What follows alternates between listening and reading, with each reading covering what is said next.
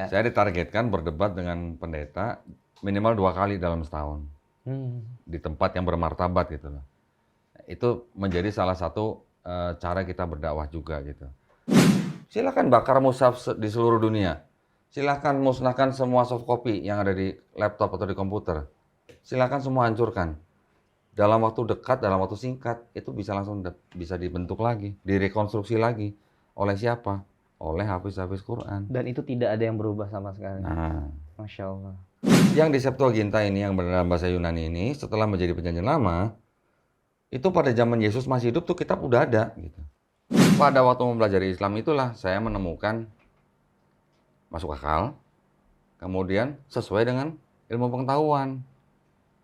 Di situ saya baru bilang, oh ini yang baru bisa disebut sebagai kitab suci. Karena tidak mungkin dikarang oleh manusia. Pada waktu saya ingin mempertahankan argumen saya juga ingin sekaligus menjaga akidah umat Islam juga dong. Selamat datang di Rukun Podcast. Assalamualaikum Ko Dondi. Waalaikumsalam warahmatullahi wabarakatuh. Masya Allah, terima kasih berkenan untuk kita datang di studionya Ko Dondi ini. Bukan kebalik ini studionya Rukun Indonesia ya? Sebenarnya bentar lagi mau dikasih tuh, Oh, Rukun. gitu. Rukun X Ko Dondi. Gitu. Alhamdulillah. Ya. Oh, Ya. jadi kehadiran kita di sini Dan rombongan. tentunya banyak sekali orangnya, Masya Allah. Kita tuh ingin silaturahmi sama Ko Dondi. Ya. Dan tentunya dari sahabat Rukun sebenarnya request.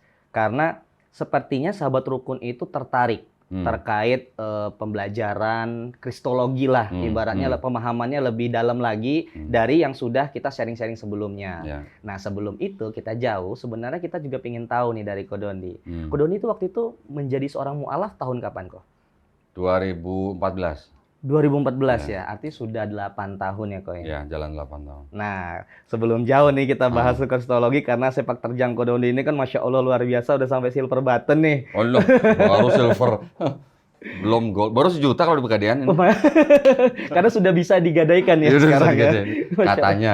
Katanya. Ya. Nah, waktu itu Ko Dondi apa sih yang menjadi landasan akhirnya berhijrah secara keyakinan menjadi seorang mu'alaf? Setiap agama kan pasti kan punya landasan. Ya. Ya kan? Landasannya itu kan pasti kitab suci. Nah, pada waktu kita mempelajari kitab suci kita, itu kan kita harus paham bener nih. Pertama itu logis nggak gitu. Oke. Ya. Masuk akal nggak gitu ya maksudnya. Kemudian bertentangan nggak dengan sains atau ilmu pengetahuan. Kalau 2 itu ternyata dilanggar atau tidak terpenuhi, berarti kan menurut saya itu nggak bisa disebut sebagai kitab suci gitu. Nah, pada waktu saya sebelum bersyahadat, saya kan mempelajari ulang nih, ya. Sebab musababnya saya sudah sering cerita lah di channel-channel yang lain lah ya. Tapi pada saya waktu saya mempelajari ulang, ternyata kitab yang saya anggap suci pada waktu itu, ternyata buat saya kok ternyata malah hasilnya malah tidak logis gitu. Ya. Tidak 100%, tetapi banyak yang tidak logis. Kemudian yang kedua, ternyata juga tidak, dalam tanda kutip, tidak dibenarkan atau tidak sejalan dengan ilmu pengetahuan zaman sekarang gitu. Tidak relevan berarti? Bukan tidak relevan, maksudnya tidak dibenarkan. Oke. Atau artinya di dalam kitab saya itu pada waktu itu terbukti tidak sesuai atau tidak sejalan dengan ilmu pengetahuan zaman sekarang. Nah, dengan 2 itu akhirnya saya menganggap bahwa ini buat saya ini ternyata bukan kitab suci gitu. Akhirnya kan saya mau belajar yang lain. Berapa lama kok? Enggak lama, cuma 7 tahun paling lah. Masya Allah, 7 tahun Baru ya? 7 tahun, belum 70 tahun. Masya Allah, 7 Tapi tahun ada kok? yang 7 hari. Ya, teman-teman mualaf yang lain, ada yang mendapatkan hidayah hanya dalam 7 hari. Itu saya ngiri sama mereka. Hanya dalam 7 hari mereka bisa mendapat hidayah. Betul-betul. Menjemput hidayah. Narasumber kita sebelumnya juga 7 hari itu. Nah, saya butuh 7 tahun. 7 tahun sebelum saya bersyahadat, itu sebenarnya papi saya. Ya. Papi saya itu sudah duluan login lah gitu ya. Tapi waktu itu saya melihatnya bukan karena riset, ya karena memang hanya yakin pindah-pindah gitu ya. Saya memerlukan waktu banyak lama, 7 tahun itu, ya selain saya mempelajari ulang kitab saya, mempelajari ulang agama saya waktu itu. Saya juga mempelajari agama yang lain dong, gitu. Semua. Semua, hampir semua lah, yang di Indonesia Iya, ya, iya. nggak yang di seluruh dunia. Nah, juga mempelajari termasuk Islam, gitu. Nah, pada waktu mempelajari Islam itulah saya menemukan masuk akal, kemudian sesuai dengan ilmu pengetahuan. Di situ saya baru bilang, oh ini yang baru bisa disebut sebagai kitab suci. Karena tidak mungkin dikarang oleh manusia. Karena manusia kalau mengarang ini dia butuh alat gitu. Sedangkan kita tahu Nabi Muhammad SAW tidak punya alat apa-apa. Boro-boro alat yang istilahnya sederhana. Mikroskop nggak punya, teleskop nggak punya gitu. Kok bisa ada ayat-ayat yang berhubungan dengan ilmu pengetahuan, nggak cuman di masalah embriologi, geologi, astronomi gitu. Hampir di semua bidang ilmu pengetahuan itu ternyata Al-Quran sejalan gitu. Nah itu yang membuat saya mengambil keputusan bahwa Al-Quran itu adalah kitab suci yang benar-benar suci gitu. 2 berarti ya Ko ya. Yang pertama masuk akal, yang kedua adalah ilmu pengetahuan. Yang pertama nih Ko, apa yang membuat Ko Dondi melihat Islam itu paling masuk akal? Ya gini, jadi kalau kita lihat secara keseluruhan ya, kalau kita lihat di dalam Islam kan ada sholat, zakat, puasa, haji kalau mampu. Sholat, zakat, puasa ini semuanya kalau kita telaah nih ternyata nih, dilihat hikmahnya apa di belakang perintah itu gitu ya. Ternyata tuh semuanya masuk akal untuk kita dan untuk umat manusia gitu. Artinya yang diperintahkan di dalam Quran atau di dalam Islam itu adalah memang tuntunan untuk manusia gitu. Saya tambahin ya, tuntunan untuk manusia yang berakal gitu. Dari sholat, zakat, puasa, semuanya apa? Selain berguna buat kita sendiri, buat diri kita sendiri, buat kejiwaan kita, buat badan kita, ternyata ini juga ada gunanya untuk sesama manusia gitu. Zakat, gitu kan? Di dalam puasa, walaupun berguna untuk kita juga, di dalam puasa kan kita tahu lah, bulan Ramadan kita semuanya banyak mengadakan apa? Acara yang bersama-sama gitu ya. Buka puasa bersama dan segala macam. Bakti sosial segala macam. Jadi melihat sebuah ajaran, kita harus melihatnya secara keseluruhan nih. Jangan cuma satu titik gitu. Itu yang kadang-kadang menimbulkan perbedaan-perbedaan. Tapi kalau dalam satu global konteksnya, agama Islam ini adalah agama yang bisa diterapkan dalam kehidupan manusia sehari-hari. Ajarannya, perintahnya, larangannya. Semuanya bisa diterapkan dalam kehidupan sehari-hari, termasuk di dalam sistem peradilan. Dulu sama pelajari agama saya yang lama, ternyata tidak bisa diterapkan dalam sistem peradilan. Contohnya apa itu? Bahkan di negara-negara yang mayoritas Kristen pun, ajaran mereka nggak bisa dimasukin dalam sistem peradilan. Contohnya, kasihilah musuhmu. Kalau kamu ditampar pipi kanan, kasih pipi kiri. Bisa nggak masuk peradilan kira-kira? Enggak dong. Kasihilah musuhmu. Iya. Bisa nggak? Enggak. Di dalam Islam, kita boleh membalas yang setimpal. Ya kan? Tidak boleh berlebihan. Kita boleh balas yang setimpal, tetapi memaafkan lebih baik. Bisa nggak diterapkan? Bisa. Di pengadilan? Bisa. Bisa. Kalau kasihilah musuhmu, bisa nggak? Enggak. Terlalu general dan tidak spesifik ya. Kalau rumahnya kemasukan rampok misalnya, kasihilah musuhmu. Ya diambil semua dong nanti. Kasih ambil semua. Kalau negara kita kedatangan penjajah, kasihilah musuhmu. Gimana? Ambillah semua gitu kan. Iya. Betul nggak? Benar. Walaupun penafsiran daripada pemuka agama kita atau gereja itu kan mereka bilangnya artinya kasihilah musuhmu itu artinya jangan membalas kejahatan dengan kejahatan. Tapi kalau ada negara agresi yang datang ke negara kita, apa kita nggak boleh balas? Nah itu maksud saya. Dulu yang kita dengar dalam setiap ibadah saya, kita harus mengasihi sesama manusia. Itu betul. Itu bisa diterapkan di mana saja. Tetapi pada waktu kita kasihilah musuhmu, sudah nggak bisa jalan. Kalau ditampar pipi kanan, kasih pipi kiri. Kok rasanya kok nerimau banget gitu ya. Pasrah banget gitu kan. Padahal kalau kita baca Bible yang istilahnya yang dengan teliti, Yesus mengajarkan murid-muridnya kalau ditampar pipi kanan, kasih pipi kiri. Tapi waktu Yesus diadilin, waktu dia diserahkan oleh imam Yahudi waktu ditangkap kemudian diserahkan ke imam besar untuk diadili, Yesus ditampar sama seorang penjaga. Dia nanya, kata-kata saya yang salah tuh mana gitu. Kalau ada yang salah tolong tunjukkan. Kalau nggak ada yang salah kenapa kamu tampar aku gitu. Itu artinya gimana? Sama nggak dengan ajarannya? Beda, karena itu mempertanyakan dulu. Itu baru sebagian kecil gitu yang ya. Paham ya? Jadi akhirnya saya menemukan bahwa oh ternyata ajaran ini bagus. Sebenarnya bagus ajarannya. Kalau orang Jawa bilang tuh apa ya? Too good to be true gitu. Wah, itu Jawa mana itu? Jawa mana ya? Jawa sono lah gitu. Oh iya. Artinya Agak-agak ngapak gitu ya. Iya nggak apa. Artinya too good to be true apa ya? Kalau dalam bahasa Indonesianya terlalu muluk-muluk kali ya. Terlalu tinggi gitu. Tapi sebenarnya nggak bisa diterapin gitu. Ini saya bukan menjelekkan agama saya yang lama, bukan. Ini menurut saya. Kalau menurut teman-teman atau saudara-saudara saya yang lain yang Kristen yang memandang bahwa oh enggak itu bisa diterapkan dan segala macam, ya monggo gitu. Ya. Tapi yang jelas di peradilan manapun itu nggak bisa diterapkan. Kemudian juga di salah satu dinding di gedung Universitas Harvard itu ada apa namanya kayak semacam quotes gitu. Itu universitas malah dia meng-quote ayat Quran.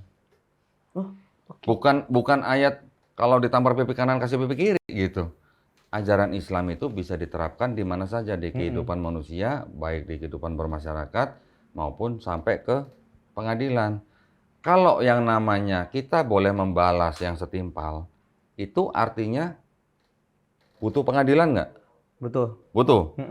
Karena kita boleh membalas. Kalau orang membunuh, kita boleh balas dengan yang setimpal. Betul. Membalas dengan setimpal bisa dengan dibunuh juga ataupun juga dipenjara gitu. Setimpal gitu kan. Masalah berapa lamanya itu tergantung dari hakim. Tapi kita bisa membalas yang setimpal artinya kita ada media untuk membalas di pengadilan. Tapi kalau sudah kasih musuhmu, perlu pengadilan nggak? Udah nggak perlu lagi. Nggak perlu. Nah itu maksudnya. Dan itu tidak bisa diadili karena terlalu general tadi ya. Ko, ya. Nah pertanyaannya kok tadi kan 7 tahun ya kok ya.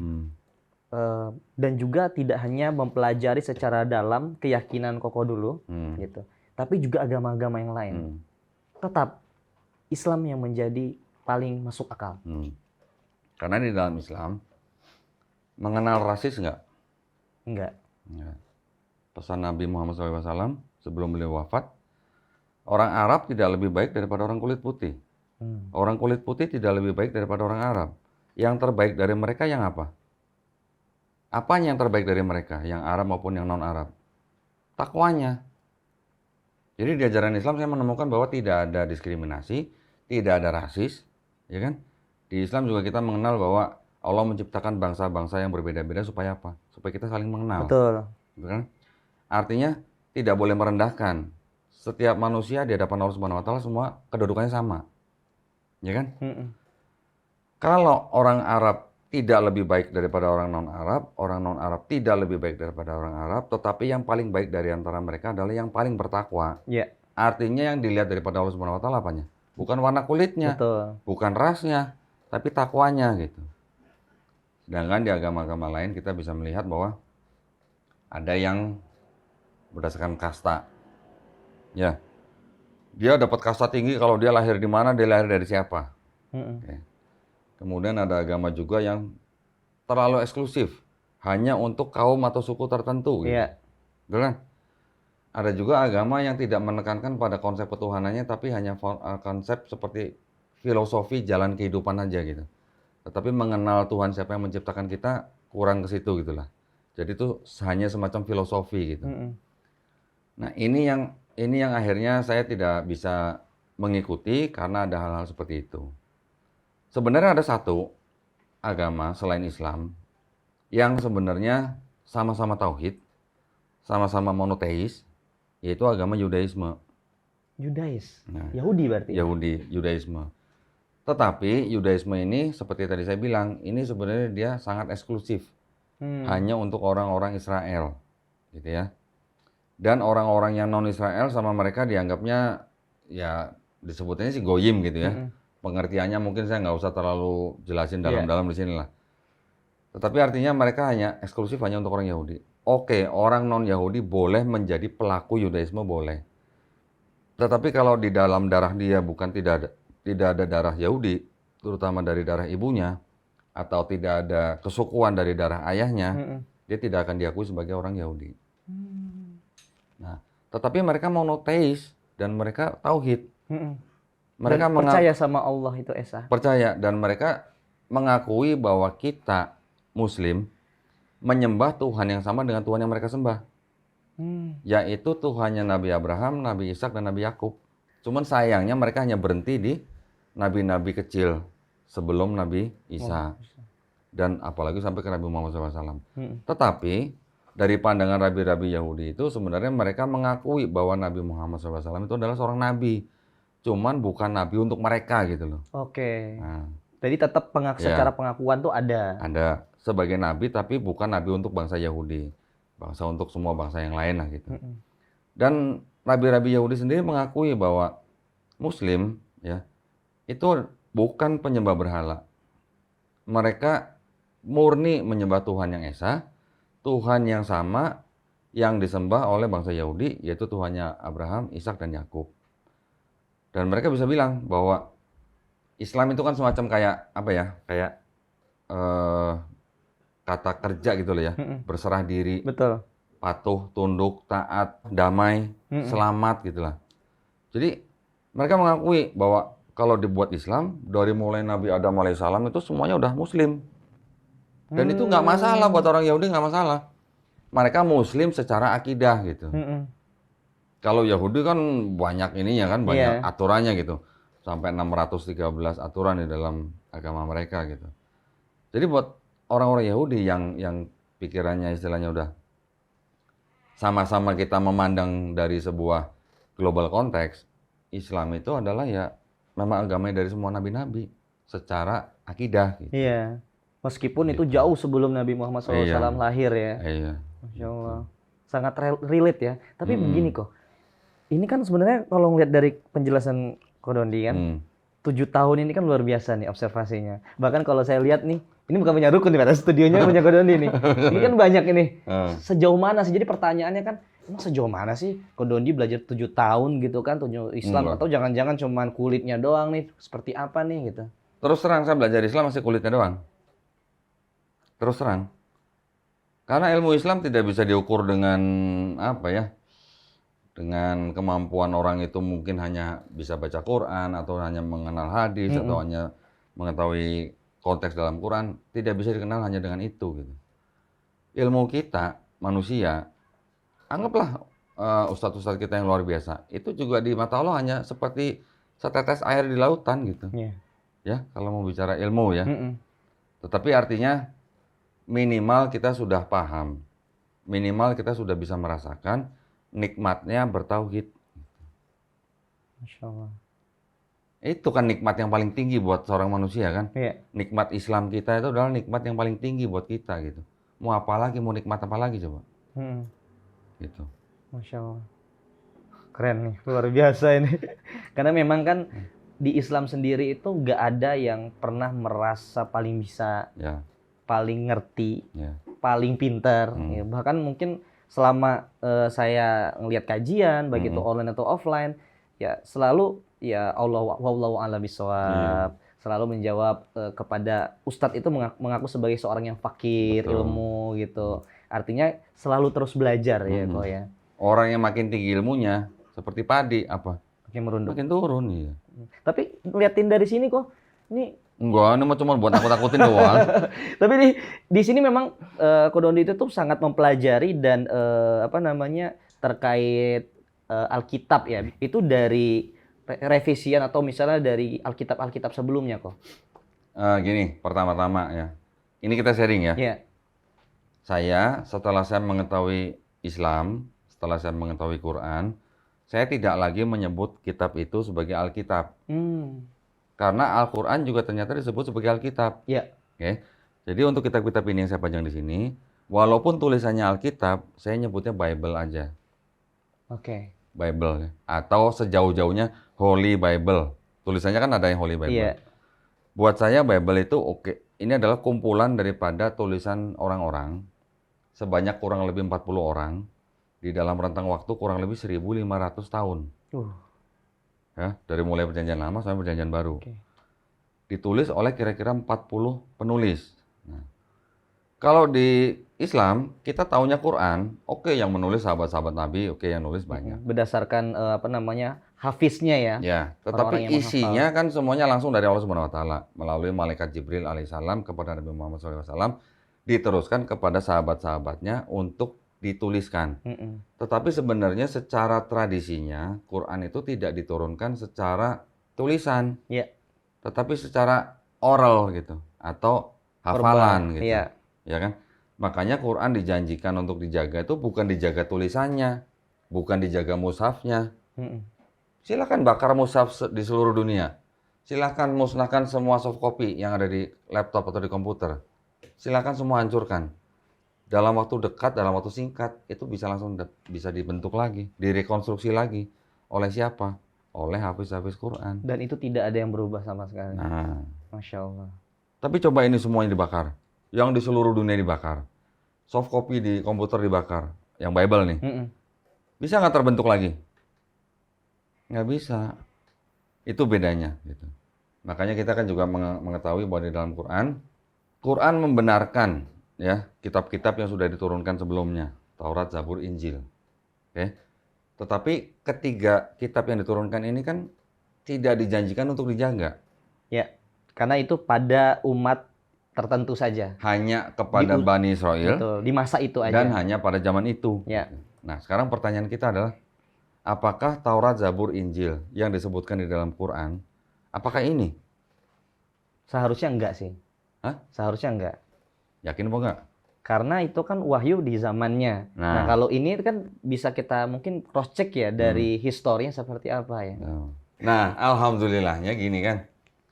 Yang disebutkan Taurat, Zabur, Injil di dalam Quran itu dibenarkan, ya kan? Tetapi kan juga dikoreksi.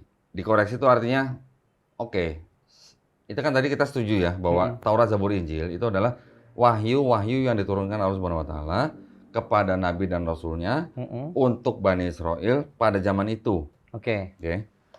Jadi kalau Nabi-Nabi dan Rasulnya sudah tidak ada, ya otomatis wahyu itu juga tidak ada, ya mengikut kepada nabinya. Nah, bagaimana bisa ada tulisan-tulisan, buku-buku yang ada tulisan Taurat, tulisan Zabur atau Mazmur? Zabur itu dalam Bible sebutnya Mazmur. Dan Injil. Karena ada juga Bible yang tulisan judulnya Injil. Tadi udah pernah lihat belum? Belum. Belum ya? Oh. Kalau yang umum tulisannya begini. Alkitab. Oh, ini ada ininya ya. Itu ada Injilnya. Oke. Apakah Injil yang dimaksud di dalam Quran itu ini? Menurut saya sih enggak. Bukan. Kalau Injil buat kita, ya, buat umat Islam, Injil adalah wahyu dari Allah Subhanahu Wa Taala kepada Nabi Isa alaihissalam yang ditujukan untuk Bani Israel pada zaman itu. Gitu. Apakah Nabi Isa alaihissalam menulis wahyu yang diterima? Tidak. Ternyata yang disebut dengan Injil oleh buku ini atau yang disebut dengan Bible ini adalah kisah-kisah tentang yang disebut dengan Yesus Kristus atau biografinya lah gitu. Dari mulai dia lahir sampai dia ditangkap, disalib, mati, bangkit lagi. Gitu. Jadi beda antara Injil dalam Quran dan Injil ini gitu. Iya. Nah, antara gitu ya. ini dan Alkitab? Jadi gini, saya tunjukin gini. Ini saya tunjukin yang tebel aja ya, biar gampang. Ada ininya versi tebal dan tipisnya ya. Kalau yang ini, yang disebut dengan Kitab Injil, ini hanya Perjanjian Baru. Oke. Isinya cuma 4 gospel plus 1 kitab disebut Kisah Para Rasul. Oke. Ya, ini. Tapi kalau yang ini ada sebuah kitab. Sebetulnya Kitab Suci Katolik. Ini kitab yang dipakai oleh umat Katolik. Di dalam sini semuanya nih ada 73. Kalau di kita Quran kita kenal dengan sebutan surah lah. Oke. Ya, 73 surah. Separohnya nih, ini adalah, sorry dari sini separohnya nih, ini adalah kitabnya orang Yahudi. Separuhnya? Ini yang ini nih.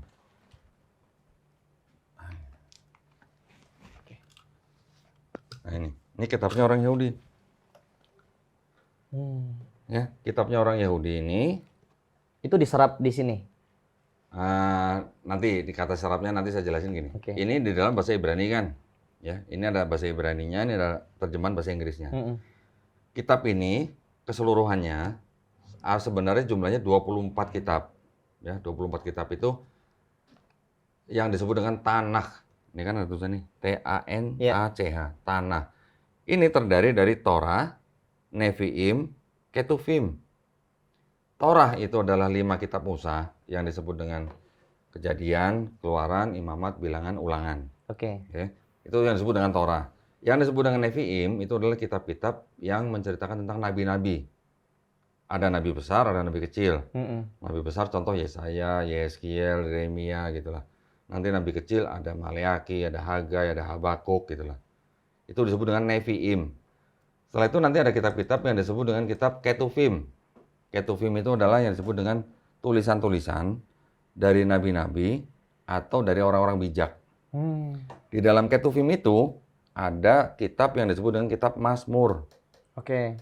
Mazmur itulah yang kita kenal sebagai Zabur. Oke. Ya. Jadi dalam kitabnya orang Yahudi ini ada Taurat, ada Nevi'im, ada Ketuvim. Mm-mm. Jadi satu namanya Tanakh. Gitu ya. Tanakh ini di abad ketiga sebelum Masehi diterjemahkan menjadi kitab yang berbahasa Yunani. Saya ada nggak ya? Lagi dipinjem kayaknya. Diterjemahkan menjadi kitab yang berbahasa Yunani, namanya Septuaginta. Artinya?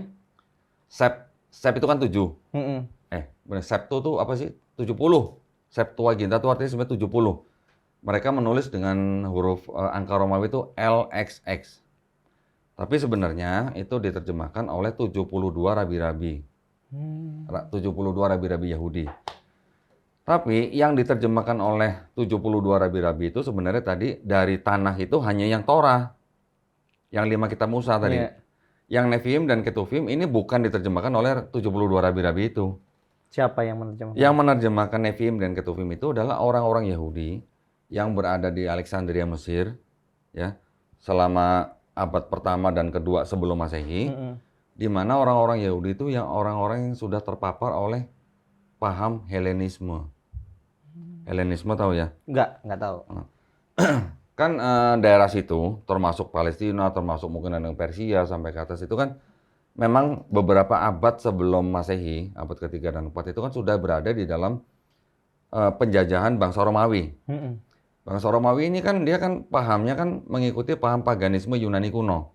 Nah, paham yang diikuti oleh orang penjajah Romawi inilah yang disebut dengan paham Helenisme. Oke. Pagan gitu, paganisme. Iya. Jadi orang-orang Yahudi yang menerjemahkan Nevi'im dan Ketuvim itu adalah orang-orang Yahudi yang sudah lama hidup di dalam pengaruh Helenisme Yunani kuno gitu. Tahu kalau di Helenisme itu kan mereka mengenal budaya pagan istilahnya menyembah dewa-dewa. Ada dewa ini, ada dewa yang paling tinggi, dewa Zeus namanya. Mm-mm. Ya kan? Paham-paham seperti itu yang sudah istilahnya menjadi kayak semacam pengaruh gitu loh. Iya. Ya. Nah, dari Torah yang diterjemahkan oleh 72 rabi-rabi, Nevi'im dan Ketuvim diterjemahkan oleh orang-orang Yahudi yang sudah terpapar Helenisme, itu menjadi kitab yang disebut dengan kitab Septuaginta. Kitab Septuaginta ini kemudian baru diterjemahkan lagi menjadi bahasa Latin. Diterjemahkan lagi nanti ke bahasa yang lain, termasuk bahasa Inggris dan bahasa-bahasa lain di dunia. Yang pada abad keempat Septuaginta ini dipakai oleh orang Kristen sebagai perjanjian lama. Gitu. Oh. Itu kenapa serapan itu tadi ya masuknya ya. Jadi di dalam kitabnya orang Kristen, separohnya ini disebut perjanjian lama, separohnya perjanjian baru. Perjanjian lama ini diambil dari kitab Septuaginta yang bahasa Yunani, di mana Septuaginta itu berasal dari Tanakh ini. Gitu. Nah, jadi separohnya ini sebenarnya bukan murni milik Kristen gitu, tapi milik orang Yahudi. Apakah perspektifnya orang Yahudi terhadap ini dan perspektifnya orang Kristen terhadap perjanjian lama di sini, apakah sama? Beda. Ternyata beda. Gitu. Yang di sini tidak ada bicara mengenai Yesus.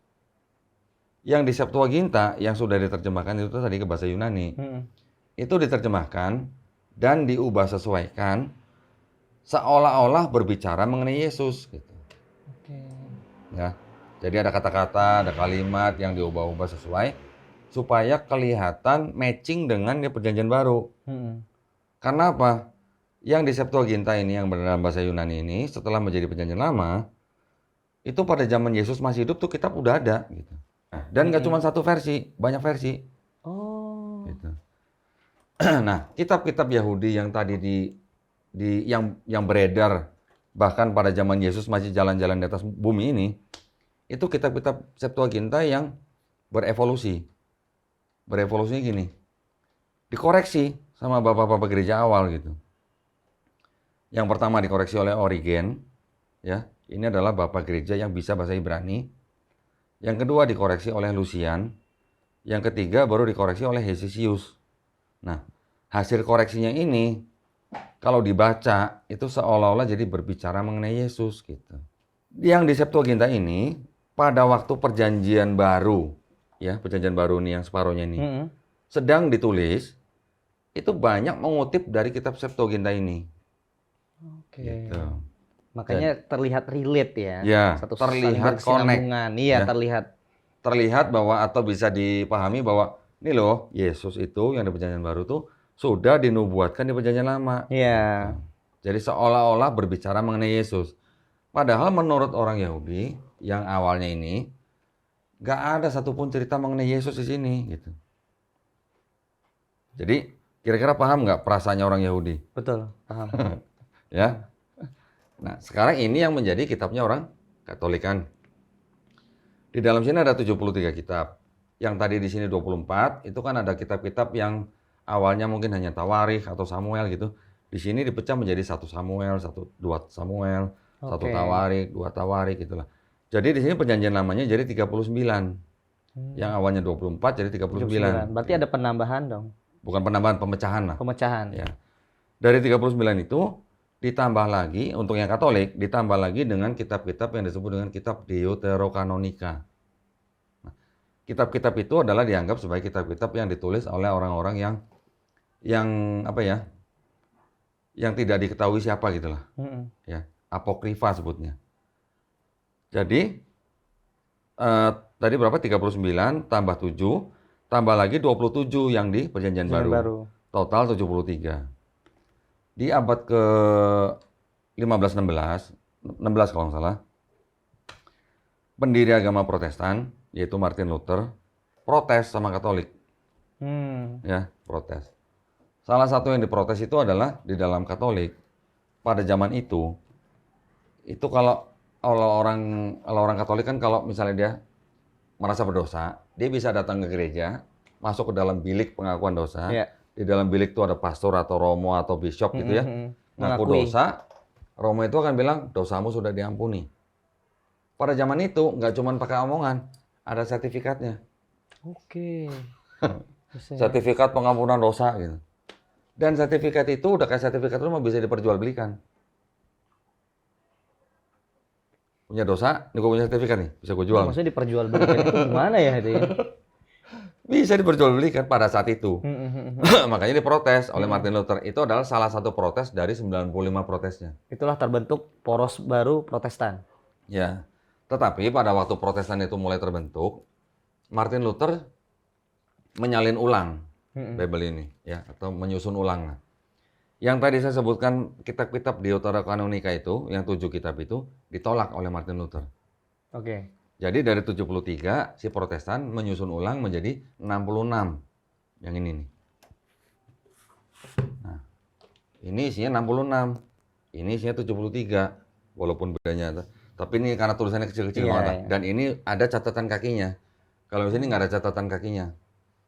Tapi ini dari mulai perjanjian lama sampai perjanjian baru isinya semua sama. Ya. 66 yang di sini sama dengan 66 yang di sini gitu loh. Cuman ini tidak termasuk 7 yang Deuterokanonika itu tadi gitu. Oke. Ini yang dipakai Protestan, ini yang dipakai Katolik. Nanti ada lagi. Apa ya? Ini Ethiopia nih. Masya Allah. Ethiopia 81 kitab. Dari yang 73 ditambah lagi berapa tuh? 8 73 81 kurang 73 berapa? 78. Iya. Tambah 8 kitab lagi. Ini jadi kitabnya orang Ethiopia. Nanti Ini antara poros baru ini. Ini sebenarnya sih akidahnya sama. Ini sama ini sebenarnya akidahnya sama. Cuman hanya mereka menganggap kitab-kitab yang ini boleh dimasukkan dalam sini, dalam Bible. Gitu. Artinya masuk ke pemahaman baru berarti Iya, ya. jadi mereka menganggap bahwa itu bagian daripada Bible. Iya. Gitu lah. Antara ini sama ini, saya belum beli ya. Ada Bible ortodoks. Jumlahnya 73 kitab. Jadi ini 73, Katolik 73, 73, 66. Protestan 66, Ortodoks 78, ini 81. Kalau Quran di Suratnya mana-mana 114. semua sama, Iya. 114 kan. Ini beda-beda. Itu yang menjadi cikal bakal kenapa akhirnya Kodondi hijrah. Salah satunya, baru salah satunya. Ini kita belum masuk ke dalamnya nih. Masya Allah, saya udah blowing. Mungkin sahabat Rukun, ini Kodondi ngomong apa sih? Ini belum masuk ke dalamnya gitu. Berarti nggak salah kalau ngomong kulitnya. Ya nggak kulitnya di Islam, yang baru belajar, tapi mengkuliti yang lain. Masya Allah ini. Nah, gini, kok. Kalau melihat dari 7 tahun belajar observasi gitu kan, melihat gitu kan di mana pandangan-pandangan, pemahaman, sejarah dan sebagainya gitu.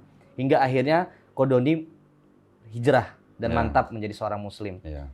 Nah, pertanyaan selanjutnya nih yang menjadi mungkin sahabat Rukun kepo juga. Kenapa Kodondi akhirnya setelah memilih menjadi seorang muslim, hijrah itu berada di gerbong paling depan gitu kan? Tidak hanya secara pemahaman aja, tapi juga bergerak kepada masyarakat, kepada muslim dalam segi kajian kristologi, kemudian mendirikan Geraha Mu'alaf. Bukan saya mendirikan. Saya join dengan Geraha Mu'alaf itu 2020, Geraha Mu'alaf tuh udah ada 2017. Oke. Saya Menjadi bergabung. bagian berarti Ya, dari Geraha bagian. Mu'alaf Ya. gitu. Dan juga aktif dalam kajian-kajian dan perdebatan yang mungkin di YouTube juga sudah cukup terkenal ya, perbandingan dan perdebatan terkait keyakinan itu. Kenapa Kodondi akhirnya memilih di hijrah dan dakwah di bidang itu? Latar belakangnya pada waktu saya mau hijrah awalnya itu kan karena saya kan mempelajari ulang. Oke. Karena saya mempelajari ulang, akhirnya saya bisa menemukan hal-hal yang menurut saya tidak bisa lagi dipakai sebagai dasar saya beragama. Saya tinggalkan, saya masuk Islam karena di dalam Quran ternyata saya menemukan bahwa itu adalah kitab yang benar-benar suci, yang sejalan dengan ilmu pengetahuan. Akhirnya saya memeluk Islam. Tetapi kan tahu sendiri kalau kita mualaf, berada di dalam suatu keluarga besar, otomatis kan nanti akan banyak pertanyaan kan? Iya, pasti tentunya. Itu udah wajar lah ya. Saya pada waktu itu memang sengaja mempelajari ulang, selain buat untuk diri saya sendiri, juga saya supaya saya ingin membangun argumen kalau saya ditanya jawabannya apa gitu loh. Iya. Iya dong. Ya memang betul saya ditanya. Begitu saya jawab, mereka nggak bisa jawab lagi gitu.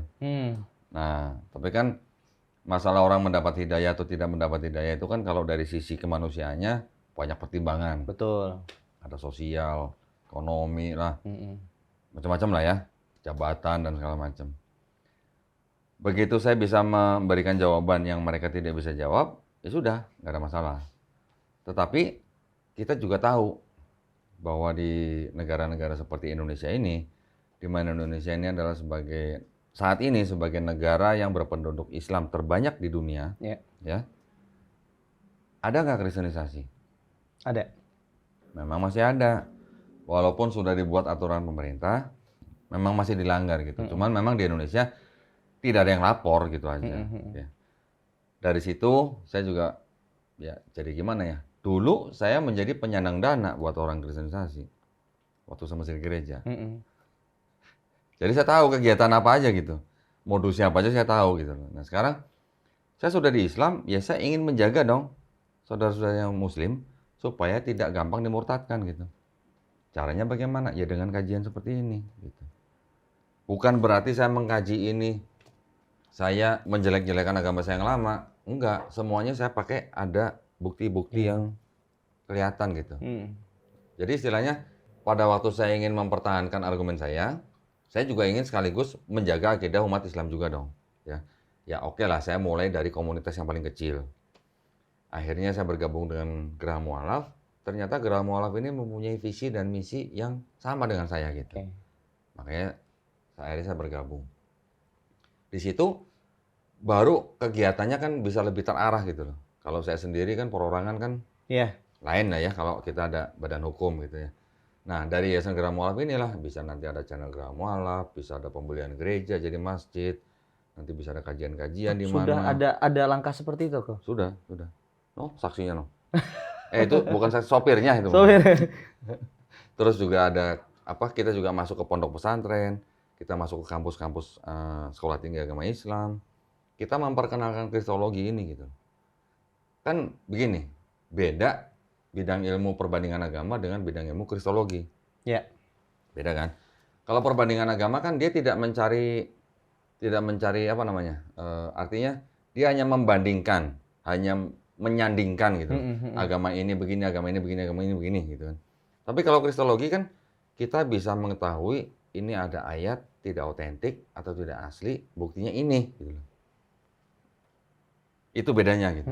Nah, terus bagaimana konsep ketuhanannya, bagaimana konsep keselamatannya, bagaimana sejarahnya, ada hubungannya nggak dengan ilmiah yang zaman sekarang gitu.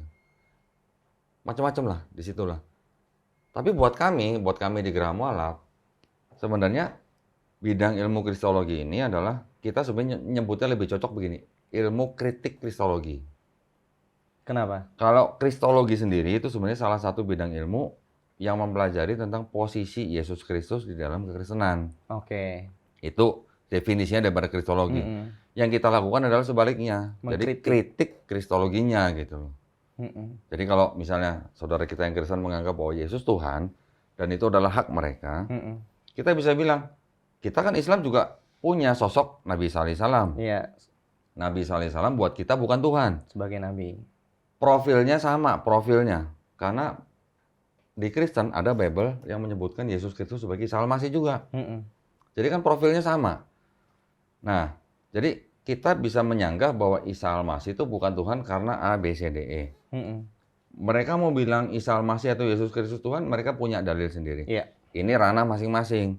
Tetapi maksud saya, jangan menggunakan nama Isa al-Masih di dalam Bible mereka untuk mempengaruhi orang Islam masuk ke dalam agama mereka. Itu yang sering dipakai. Dan menurut Kodondi melihat di lapangan kepada kita sebagai masyarakat muslim itu yang menjadi yang riskan. Karena kita secara pemahaman gimana kalau menurut Kodondi? Kalau kita sebagai muslim kan kita memahami bahwa Nabi Isa alaihissalam adalah hamba Allah, utusan Allah. Betul. Bukan Allah itu sendiri, bukan satu dari tiga, ya kan? Tetapi kan mereka kadang-kadang menggunakan istilah-istilah yang Islami untuk mempengaruhi orang Islam masuk ke dalam Kristen. Itu yang sering terjadi gitu. Nih, di Bible kami juga Isa al-Masih, di Quran juga Isa al-Masih. Bahkan tindakan dari beberapa misionaris itu sudah lebih jauh lagi dengan apa? Dengan mengutip ayat Quran, tetapi memelintir artinya. Oh, oke. Nih, Isa al-Masih itu terkemuka loh di dunia dan akhirat loh. Nabi Muhammad terkemuka nggak?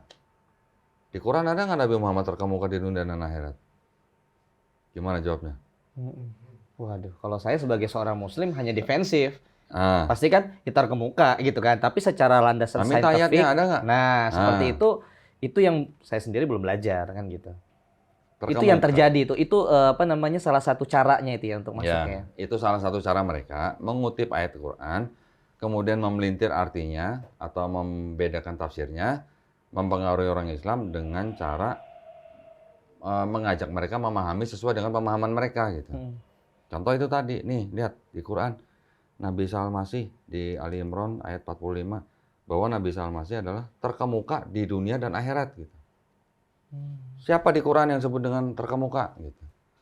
Dia nggak tahu bahwa di dalam Quran kata terkemuka itu diterjemahkan dari kata wajihan. Ternyata Nabi Musa di surat Al-Ahzab ayat 69 juga disebut sebagai wajihah. Artinya semua terkemuka Tapi gitu kan. wajihah di dalam Quran Al-Ahzab itu Nabi Musa diterjemahkan menjadi kata terhormat. Sama-sama wajihan.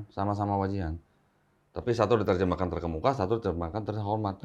Tapi kan kita harus kembali lagi ke bahasa Arabnya dong. Betul. Sama-sama wajihan kok, gitu loh. Betul.